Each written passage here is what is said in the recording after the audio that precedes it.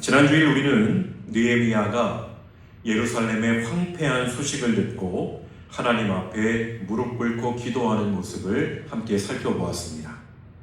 느헤미야는 이 소식 속에서 하나님께서 자신에게 예루살렘을 회복시키는 사명을 맡기셨음을 깨달았습니다. 그리고 하나님께서 자신을 지금 이 페르시아 왕의 술 맡은 관원으로 세워두신 것도 바로 그 사명을 이루기 위한 하나님의 섭리임을 알게 되었습니다. 그러나 동시에 그는 자신의 힘과 능력으로는 그 사명을 감당할 수 없다라는 사실도 분명히 깨달았습니다. 그래서 그는 사람을 의지하는 자리에 서기보다는 먼저 하나님께 기도하는 자리로 나아갔던 것입니다. 오늘 말씀은 바로 그 기도 이후에 나타나는 이야기입니다. 기슬루월에서 니산월까지 오늘날의 계산으로는 4개월이 되는 오랜 시간 동안 하나님 앞에 엎드려 기도했던 느헤미야의 마음은 여전히 예루살렘을 향하여 있었습니다. 그의 가지고 있었던 근심의 모습은 얼굴에까지 드러나게 되었고, 결국 왕 앞에 서게 되었을 때에 그 왕이 왜 그렇게 그의 얼굴이 슬픈지를 묻게 됩니다. 사람은 마음에 품고 있는 것이 결국 얼굴과 삶에 나타나게 되기 마련입니다. 느헤미야의 얼굴에 드러난 근심은 자신의 성공이나 안위를 위한 것이 아니라 바로 하나님의 성읍과 하나님의 백성을 위한 거룩한 근심이었습니다. 그래서인지 우리가 성경 말씀을 보면 모든 근심이 같은 근심이 아니라라고 말하고 있음을 보게 됩니다. 우리는 흔히 근심이라고 하는 단어를 부정적으로만 생각합니다. 그러나 성경은 근심에도 하나님께서 기뻐하시는 근심이 있고 우리를 무너뜨리는 근심이 있다라고 가르쳐 주십니다. 사도 바울이라고 하는 사람은 고린도후서 7장 10절 말씀에서 이렇게 말하였습니다. 하나님의 뜻대로 하는 근심은 후회할 것이 없는 구원에 이르게 하는 회개를 이루는 것이요 세상 근심은 사망을 이루는 것입니다. 지금 바울은 두 종류의 근심을 말하고 있습니다. 우리 화면에 띄워주시겠습니까? 첫째는 하나님의 뜻대로 하는 근심이 있다는 것입니다.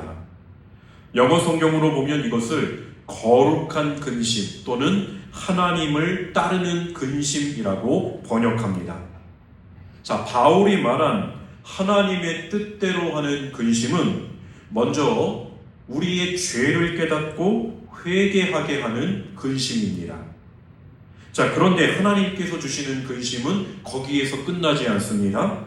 그렇게 회개하는 마음을 가지게 되면 우리 마음속에는 이제 하나님의 뜻이 무너져 있는 현실을 보면서 아파하게 되고 그 뜻에 다시 순종하게 하는 거룩한 부담으로 이어져 가게 된다는 것입니다. 이것이 하나님께서 기뻐하시는 근심의 모습입니다.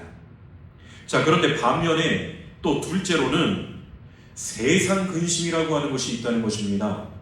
이것은 하나님의 뜻이 아니라 내 뜻이 이루어지지 않을 때 생겨나는 근심입니다.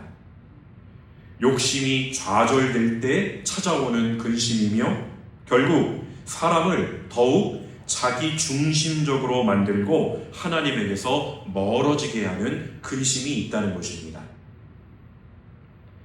구약 성경에는 바로 이러한 세상 근심의 모습을 잘 보여주는 인물이 하나 있습니다. 바로 아합 왕이라는 사람입니다. 그는 자신의 왕궁 곁에 있는 나봇이라고 하는 사람이 소유하고 있었던 포도원을 너무나도 갖고 싶었습니다.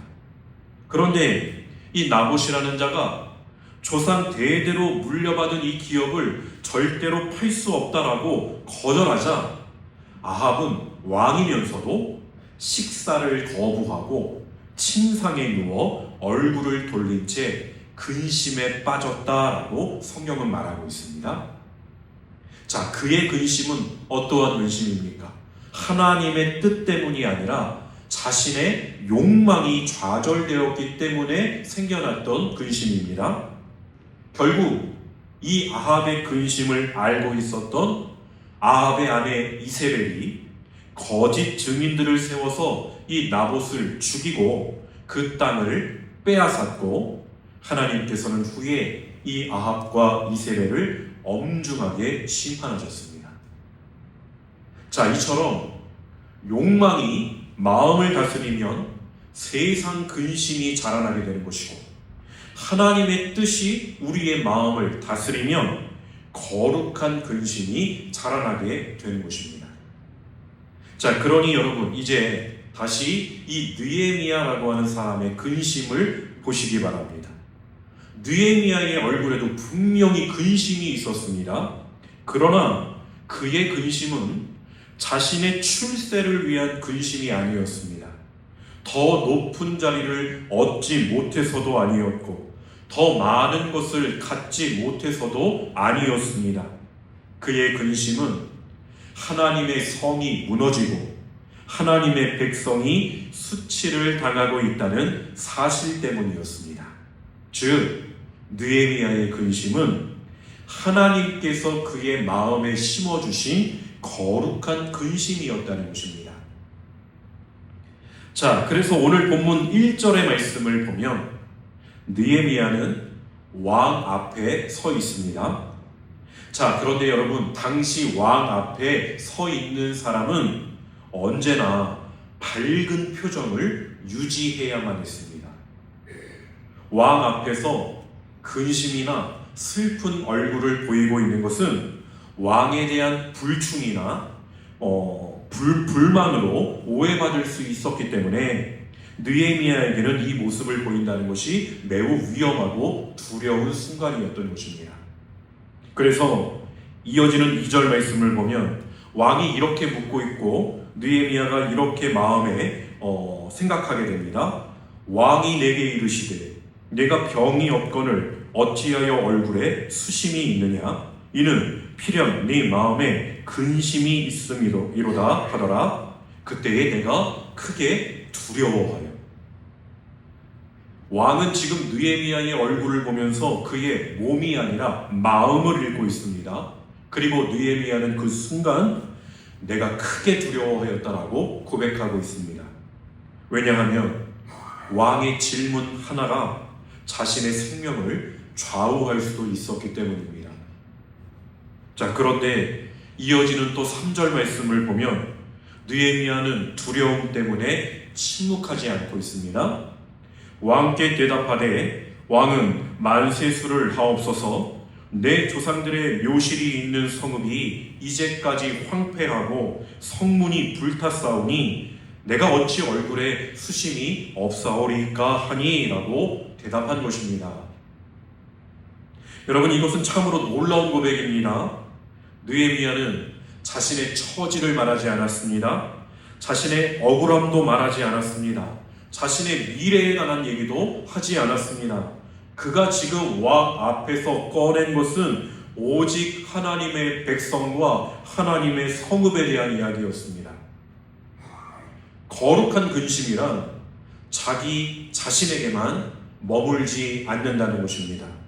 하나님의 뜻을 향하고 하나님의 영광을 향하며 하나님의 백성을 향하게 되는 것입니다.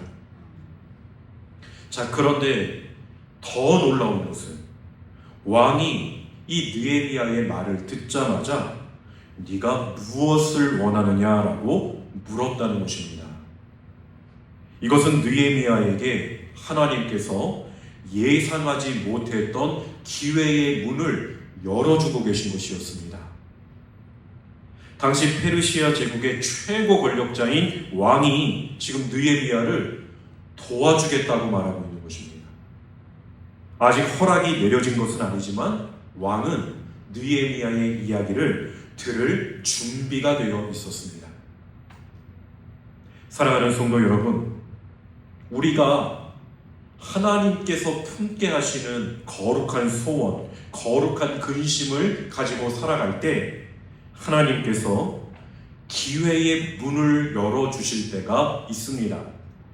그런데 이때에 중요한 것은 자신의 생각을 먼저 말하지 말라는 것입니다. 느헤미야는 왕에게 여러 가지 요청을 할 수 있었을 것입니다. 자기 자신을 위한 확실한 노후 준비를 할 수도 있었을 것입니다. 그런데 느헤미야는 인생의 좋은 기회의 문이 열리고 있을 때, 하나님께서 문을 열어주고 계실 때 그것을 덥석 붙잡지 않았다는 것입니다. 대신에 그는 매우 중요한 한 가지 행동을 하고 있습니다. 본문 4절의 말씀입니다. 왕이 내게 이르시되 그러면 네가 무엇을 원하느냐 하시기로, 그 다음이 중요한 것입니다. 내가 곧 하늘의 하나님께 묵도하고, 그는 하나님께 기도하였다는 것입니다. 좋은 기회의 문이 열리고 있는 것을 경험하게 되었을 때, 내 앞에 그 문이 열리고 있을 것을 보았을 때 그는 먼저 자신의 것을 이야기한 것이 아니라 하나님께 기도한 것입니다. 느헤미야에게 참된 왕은 한 분뿐이었던 것입니다. 여러분, 우리의 왕은 과연 누구입니까? 누구를 의지하며 오늘을 살아가고 있습니까? 오늘 내가 하는 말과 행동은 내가 누구를 의지하고 사는지를 드러내준다라는 것을 우리는 주의 깊게 깨달아야 합니다. 좋은 기회의 문이 열리는 것 같은데 왜 느헤미야는 왕에게 빨리 부탁하기 전에 하나님께 기도하는 것입니까? 느헤미야가 이 짧은 시간 동안 기도한 이유는 왕의 제안이 하나님이 주신 응답인지 그 여부를 알고 싶어서가 아니었겠습니까? 혹시 하나님께서 내가 무슨 말을 하기를 원하시는지 하나님의 마음을 알고 싶었던 것은 아니었겠습니까? 자, 그런 느헤미야의 모습을 보면서 깨달아지는 것이 무엇입니까? 느헤미야는 바로 기도의 사람이었다는 것입니다. 누가 이런 기회의 순간에 자연스럽게 기도가 터져 나오겠습니까? 하나님 앞에 늘 기도하고 있었던 사람이었기 때문이 아니겠습니까? 그러니 여러분, 함부로 어떤 말을 하기 전에 먼저 하나님께 기도해 보시기 바랍니다. 말하기 전에 기도하면 성급함이 주도하는 삶이 아니라 하나님이 인도해 주시는 삶을 살 수 있습니다. 말하기 전에 기도했던 느헤미야, 하나님은 바로 그 기도하는 한 사람을 통해 사명을 이루어 가시는 것입니다. 자, 이어지는 말씀에서 이제 느헤미야는 하나님께서 맡기신 사명을 위해 왕에게 구체적으로 요청하기 시작합니다. 5절의 말씀을 보면 그는 왕에게 자신을 유다에 보내어 예루살렘 성을 다시 건축할 수 있도록 허락해달라고 요청하고 있습니다. 그리고 이어지는 6절에서는 왕이 내가 언제쯤 돌아오겠느냐라고 묻자 느헤미야는 돌아올 기한까지 구체적으로 정하여서 대답하고 있습니다. 자, 이것은 그가 지금 왕 앞에서 즉흥적으로 이것을 요청하고 있는 것이 아니라 이미 하나님 앞에서 깊이 기도하며 준비해 온 사람이었다는 것을 확실하게 보여주고 있습니다. 자, 뿐만 아니라 7절에서는 강 서쪽 지방의 총독들에게 제시할 왕의 조서를 요청하고 있습니다. 예루살렘으로 가는 길에서 안전하게 통행할 수 있도록 공식적인 허가를 구한 것입니다. 그리고 8절 말씀으로 보면 성문과 성곽을 재건하고 자신이 머물 집을 짓는 데 필요한 목재까지 요청하고 있습니다. 자, 이 모든 요청의 모습을 보면 느헤미야는 지금 막연하게 나를 그냥 유다로 보내주십시오 라고 말하지 않았다는 것입니다. 무엇이 필요한지, 어떤 준비가 있어야 하는지, 하나님께서 맡기신 사명을 위해 필요한 것들을 분명하게 그는 알고 있었다는 것입니다. 자, 그렇다면 왕 앞에서 이런 것을 구할 수 있는 담대함은 어디에서 나온 것일까요? 이 담대함은 자신의 자신감에서 나온 것이 아니었습니다. 왕을 내가 설득할 수 있다라고 하는 계산에서 나온 것도 아니었습니다. 이것은 바로 기도에서 나온 담대함이었다는 것입니다.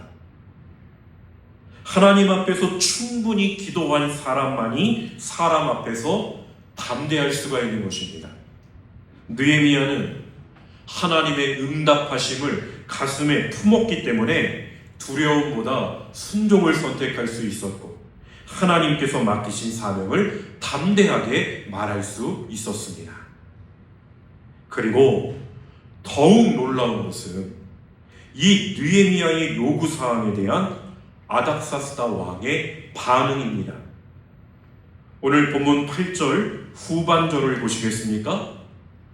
내 하나님의 선한 손이 나를 도우심으로 왕이 허락하고, 내 하나님의 선한 손이 나를 도우심으로.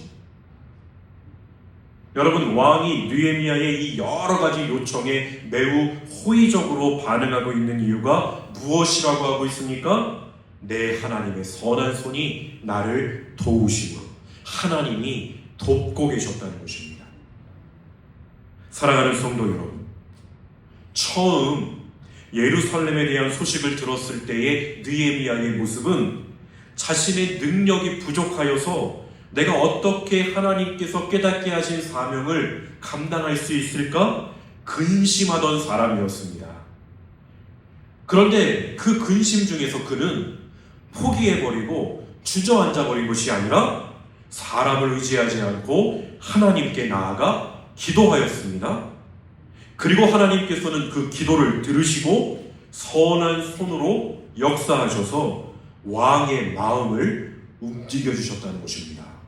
결국 느헤미야가 받은 것은 단순한 왕의 허락뿐만이 아니라 하나님의 도우심이었다는 것입니다. 거룩한 근심이 있는 사람은, 하나님의 뜻대로 근심하는 사람은 환경이 어려울 때에도 끊임없이 주님을 의지하고 신뢰하며 기도하는 것입니다. 그때의 하나님의 돕는 손이 나를 도우시고 은혜를 베푸셔서 이와 같이 왕이 허락했다라고 하는 믿음의 고백을 하게 되는 것입니다. 하나님은 오늘도 이러한 거룩한 하나님의 근심을 품고 하나님의 뜻을 이루기 위해 기도하며 순종하는 사람을 외면하지 않으십니다. 그 사람에게 선한 손을 내밀어 주시고 필요한 은혜를 베푸시며 하나님의 때에 하나님의 방법으로 길을 열어 주신다는 것입니다. 자, 그렇게 하나님의 선한 손이 느헤미야와 함께하자 이제 그는 그 사명을 품고 예루살렘으로 출발하게 됩니다. 왕은 조서를 내려서 이 느헤미야가 자유롭게 그곳을 드나들 수 있는 통행권을 주었고, 살림 감독에게는 조서를 내려서 필요한 목재들을 얻어가게 하였습니다. 또한 이때에 느헤미야를 혼자 보내지 않고 군대 장관과 마병을 함께 보내었습니다. 경호원까지 붙여서 보냈다는 것입니다. 그런데 여러분, 오늘 말씀은 여기에서 끝나는 것이 아니라 이제 10절의 말씀을 보면 이스라엘 자손을 흥왕하게 하려는 사람이 왔다고 소식을 듣고 심히 근심하는 자들이 있었다라고 말하고 있습니다. 바로 호론 사람 산발랏과 종이었던 암몬 사람 도비아입니다. 자, 여러분, 그들의 모습 가운데서도 중요한 단어가 있다면 바로 근심이라고 하는 것 아니겠습니까? 그들의 근심은 어떠한 근심이겠습니까? 산발락과 도비야는 하나님의 백성들이 회복되는 것을 싫어하는 세상 근심을 품고 있었던 것입니다. 그들은 예루살렘이 무너져 있는 동안에는 아무런 근심도 하지 않았습니다. 하나님의 백성들이 수치를 당하고 있을 때에도 그들은 마음 아파하지 않았습니다. 그런데 하나님께서 회복의 역사를 시작하시자 비로소 그때부터 근심하기 시작합니다. 하나님의 뜻이 이루어지는 것이 자신들의 이해관계와 권력에 불편했기 때문입니다. 이것이 바로 세상 근심이라는 것입니다. 세상 근심은 하나님의 영광보다 자신의 이익을 먼저 생각하는 것입니다. 하나님의 나라가 세워지는 것보다 자신의 자리가 흔들리는 것을 더 두려워하는 것입니다. 그래서 하나님의 역사가 시작될 때 오히려 그것을 반대하고 가로막는 것입니다. 그러니 사랑하는 성도 여러분, 오늘 우리는 우리 스스로에게 정직하게 물어보아야 합니다. 나는 무엇 때문에 근심하고 있습니까? 내 욕심이 이루어지지 않아 근심하고 있습니까? 내 계획이 어긋났기 때문에 근심하고 계십니까? 내가 원하는 것을 얻지 못했기 때문에 마음이 불편하십니까? 다른 사람이 나보다 인정받고 잘 되는 모습을 견디지 못하겠어서 근심하고 계십니까? 그렇다면 그 근심의 중심에는 하나님이 아니라 내가 있는 것입니다. 세상 근심은 언제나 자기 자신에게 시선을 고정시키기 때문입니다. 화면에 띄워주시겠습니까? 왜 내 뜻대로 되지 않는가? 왜 나는 인정받지 못하는가? 왜 저 사람이 잘 되는가? 세상 근심은 문제를 통해 하나님을 바라보게 하는 것이 아니라 더욱 자기 자신에게 갇히게 만든다는 것입니다. 불평하게 하고 다른 사람을 원망하게 하며 때로는 하나님의 역사를 방해하고 대적하는 자리까지 나아가게 합니다. 반면에 거룩한 근심을 품은 사람은 하나님의 이름이 가려지는 것을 안타까워한다는 것입니다. 교회가 세상의 빛과 소금으로 살아가지 못하는 것을 보면서 세상 사람들과 똑같이 교회를 비난하고 조롱하는 것이 아니라 교회가 내가 아는 교회의 모습이 그렇지 아니하다는 것을 바라보면서 아파할 수 있는 것이 거룩한 근심을 가진 자의 모습이어야 한다는 것입니다. 믿음을 잃어가고 있는 다음 세대들을 바라보며 세상이 그러하니 현실이 그러하니 어쩔 수 없이라고 타협하는 자리에 서는 것이 아니라 그러한 다음 세대들의 모습을 바라보면서 눈물을 흘릴 수 있는 것이 거룩한 근심을 가진 자들의 모습이어야 하는 것입니다. 깨어진 가정과 상처받은 이웃을 바라보면서 그 사람이 저렇게 행동하니까 가정이 깨어지지, 그렇게 하니까 상처받게 되지라고 우리가 스스로 그들을 판단하는 자리에 서는 것이 아니라 그 모습을 바라보며 기도해 줄 수 있는 마음을 품는 것이 거룩한 근심을 가진 자들의 모습이어야 하는 것입니다. 그러므로 우리의 근심이, 지금 내가 가지고 있는 근심이 세상 근심인지 거룩한 근심인지는 그 근심이 맺는 열매를 보면 알 수가 있는 것입니다. 화면에 띄워주시겠습니까? 여러분이 가지고 있는 그 근심이 나를 기도하게 합니까? 아니면 불평하게 합니까? 그 근심이 나를 회개하게 합니까? 아니면 다른 사람을 정죄하게 만들고 있습니까? 또 다음 화면 보여주시겠습니까? 그 근심이 나를 순종하게 합니까? 아니면 하나님과 사람을 원망하게 합니까? 그 근심이 하나님의 뜻을 구하게 하고 있습니까? 아니면 내 뜻만 여전히 고집하게 만들고 있습니까? 그 근심이 없는 사람이 믿음이 좋은 사람이 아닙니다. 중요한 것은 내가 어떠한 근심을 품고 있느냐인 것입니다. 세상 근심은 나를 바라보게 하지만 거룩한 근심은 하나님을 바라보게 합니다. 세상 근심은 불평과 원망으로 끝나지만 거룩한 근심은 기도와 순종으로 이어집니다. 또 세상 근심은 나의 뜻만을 붙들게 하지만 거룩한 근심은 하나님의 뜻을 붙들게 하는 것입니다. 오늘 하나님께서 여러분의 마음에 허락하신 거룩한 근심이 있으시다면 그것을 불평으로 흘려보내지 마시고 기도로 가져가시기를 소망합니다. 그 근심을 원망으로 키우지 마시고 순종으로 이어가 보시기를 바랍니다. 그럴 때 하나님께서는 느헤미야에게 베푸셨던 선한 손으로 오늘 우리의 삶에 역사하시고 무너진 삶의 자리와 가정과 교회와 공동체를 다시 세워 가실 줄로 믿습니다. 말씀을 정리하려고 합니다. 느헤미야에게는 예루살렘을 다시 세우고자 하는 거룩한 소원이 있었습니다. 그러나 그 소원을 자신의 능력만으로 이룰 수는 없었습니다. 그는 예루살렘에서 멀리 떨어져 있는 타국의 왕궁에서 술 맡은 관원으로 살아가던 한 사람이었을 뿐입니다.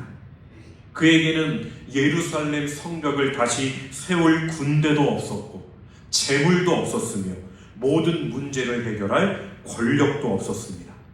하나님의 뜻을 알긴 알았지만 자신이 가지고 있는 능력이 부족하다고 생각되었기에 그의 마음에는 근심이 있었습니다.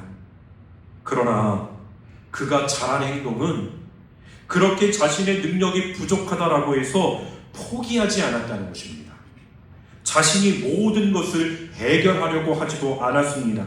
그는 기도했고 하나님께서 열어주시는 길을 따라 한 걸음씩 순종했다는 것입니다. 그때의 하나님께서 느헤미야를 도우셨다는 것입니다. 기도할 때 하나님이 도우신다는 것입니다. 기도하는 사람에게 길을 여시는 하나님이시라는 것입니다. 그렇게 왕의 마음을 움직여주시고 필요한 허락을 얻게 하셨으며 그가 가는 길을 안전하게 지켜주셨습니다. 성벽을 재건하는 데 필요한 모든 것들도 준비해 주셨습니다. 느헤미야가 하나님의 일을 이루어낸 것은 그가 뛰어난 능력을 가졌기 때문이 아닙니다. 하나님의 뜻에 순종하여 자신을 내어드렸을 때 하나님의 선한 손이 그와 함께 하셨기 때문이었습니다. 우리도 마찬가지입니다. 여러분, 여러분의 마음속에 하나님께서 주시는 거룩한 소원을 품고 계시다면 그것을 감당할 능력이 없어 우리는 근심하는 자리에 서게 될 것입니다. 하지만 우리 또한 그 근심에서 끝나는 것이 아니라 하나님께 기도하는 자리로 나아가야 하는 것입니다. 가정을 다시 세우고 싶지만 어디서부터 시작해야 할지 모를 때가 있습니다. 교회와 다음 세대들을 섬기고 싶은데 내가 너무 부족한 능력인 것 같아 보일 때가 있습니다. 상처 입은 사람을 돕고 싶지만 내가 어떤 말로 위로해야 할지 알 수 없을 때도 있습니다.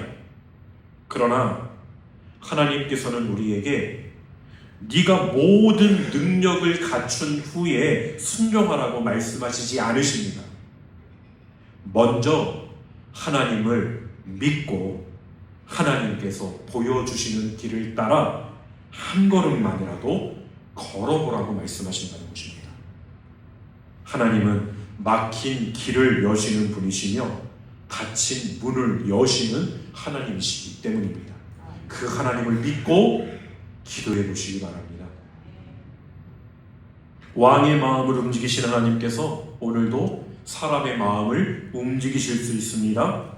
느헤미야에게 필요한 것을 준비하여 주신 하나님께서 오늘 우리에게도 필요한 것을 공급하여 주실 수 있으십니다. 아무런 길도 보이지 않는 곳에서 길을 만드신 하나님께서 오늘 우리의 삶에도 새로운 길을 열어주실 수 있으십니다. 느헤미야를 부르시고 기도하게 하시며 길을 열어주셨던 하나님께서 오늘도 여러분과 함께 하십니다. 그 하나님을 바라보며 기도하시고 담대히 순종함으로 우리에게 맡기신 주님의 뜻을 끝까지 이루어가는 우리 모두가 될 수 있기를 주님의 이름으로 간절히 축원드립니다. 기도하겠습니다. 길을 여시는 하나님, 오늘 느헤미야의 모습을 통해 우리의 근심이 어디에서 시작되고 무엇을 향하고 있는지를 돌아보게 됩니다. 우리의 욕심과 계획이 무너질 때 생겨나는 세상 근심은 내려놓게 하시고 하나님의 이름과 교회와 다음 세대들과 그리고 잃어버린 영혼을 품고 기도하는 거룩한 근심을 우리 마음에도 허락하여 주시옵소서.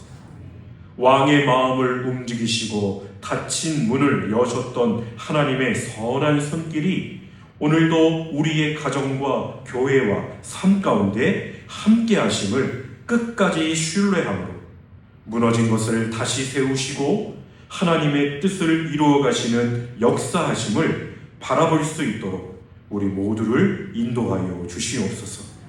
감사드리오며 우리 주 예수 그리스도의 이름으로 간절히 기도드립니다. 아멘.